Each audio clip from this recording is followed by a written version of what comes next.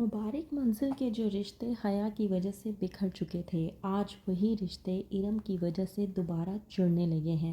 سائمہ جو کل تک حیا پر اندھا بھروسہ کرتی تھی، آج وہی سائمہ حیا کی شکل تک دیکھنا پسند نہیں کرتی۔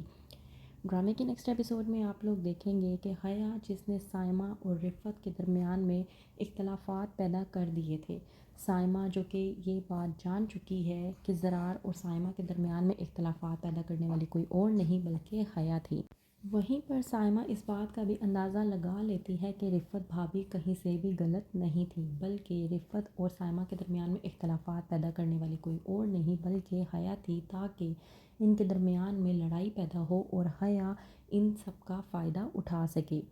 وہیں پر دوسری طرف سونیا جو کہ پوری طرح سے گھبرا چکی ہے جب سے اس کا ارسلان سے رابطہ ہوا ہے اور ارسلان نے اسے بتایا ہے کہ تمہاری حیا آپی نے مجھ سے کہا ہے کہ میں ان کے گھر پر جاؤں اور جا کر سب کو یہ کہوں کہ میرا اور ارم کا رابطہ ہے۔ سونیا ارسلان کی یہ بات سننے کے بعد گھبرا جاتی ہے کہ وہیں پر آتی ہے رفعت اور پوچھتی ہے سونیا سے کہ ایسی کیا بات ہو گئی جو تم مجھے اس قدر ڈری ہوئی نظر آ رہی ہو۔ اس بات پر سونیا اپنی والدہ رفعت کو سب کچھ بتا دیتی ہے۔ رفعت کہتی ہے کہ تمہیں فکر کرنے کی ضرورت نہیں ہے، میرے خیال سے تمہیں ارم سے رابطہ کرنا چاہیے، ارم تمہارا ساتھ دے گی۔ سونیا رفعت کی بات مان کر ارم سے رابطہ کرتی ہے تاکہ اس سے بات کر سکے اور اسے سمجھا سکے کہ وہ ایسا کوئی بھی قدم اٹھانے سے پہلے سونیا کو ضرور بتا دے، کیونکہ وہ بہت اچھے طریقے سے جانتی ہے کہ ارم کے ساتھ جو کچھ بھی ہوا تھا وہ سونیا کی وجہ سے ہوا تھا۔ سونیا جو کہ ارم سے معافی بھی مانگتی ہے اور کہتی ہے کہ آپ کے ساتھ جو کچھ بھی ہوا میں آپ سے معافی کی طلبگار ہوں۔ ارم جو کہ سونیا کو سمجھاتی ہے اور کہتی ہے کہ تمہیں فکر کرنے کی ضرورت نہیں ہے، میں بہت اچھے طریقے سے جانتی ہوں کہ حیا نے تمہیں استعمال کیا تھا میرے خلاف تاکہ وہ ایک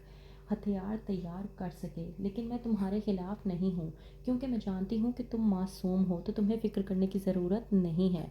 ارم کی یہ بات سننے کے بعد سونیا کو تھوڑا سا حوصلہ آتا ہے اور وہ کہتی ہے کہ میں اس بات کو لے کر بے فکر ہو چکی ہوں کہ آپ میرے خلاف ہیں۔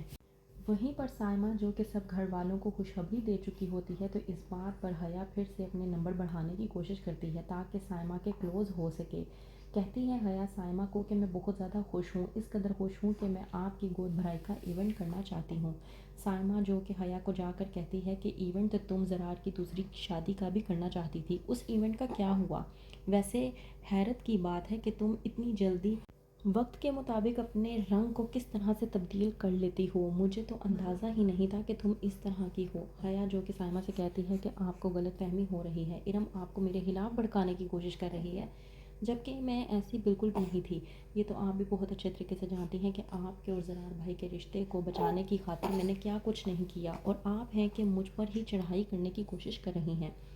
اس بات پر سائمہ حیا سے کہتی ہے کہ یہ بات تو تم چھوڑ ہی دو، میں بہت اچھے طریقے سے جانتی ہوں کہ تم نے کیا کیا اور کیا نہیں۔